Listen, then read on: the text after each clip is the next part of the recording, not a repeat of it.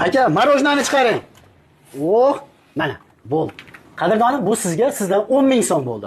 Bu nima bu deganlarga qadrdonlar, loy lombosni qotili bo'ladi, pena lombos bo'ladi. Ko'rib turgan joylaring 135 kvadratga Namanganda, Uchqo'rg'onida ustakalarimiz zo'r qilib xizmat qilib beryapti. Bu qanday bo'ladi deganlarga oldin tomiz, zarduvollar urilgan, vassalar tashlangan bo'lsa, akalarimiz kelib turib, hozirgi kunda aksiya qilib, materiallargacha, ya'ni latasigacha o'zlari solib turib, mana bunday pena lombos qilib beryapti. Ya'ni 1 kvadrati 5 sm qalinlikda bo'lsa, 35 ming so'mdan, agar 10 sm qalinlikda bo'lsa, 50 ming, 55 mingdan vodiy bo'ylab.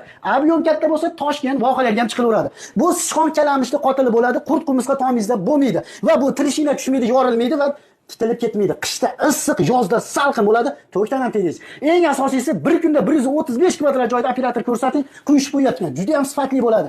Qadrdonlar, kimga agar shu ishlarimiz ma'qul kelgan bo'lsa, pastda nomerlar bor. To'sinni chiritib qo'ymaydimi deganlarga, bu to'sinni chiritmaydi, nafas oladigandan bo'lar ekan. 10 kunda tomiz zo'r bo'lib qatar ekan. Dehqon akalar chiqib turib makkasini yoki o'rigini, bargagini shunday yeyib qo'ysa ham zo'r bo'ladi. Pastda nomerlarga aloqaga chiqa olasizlar.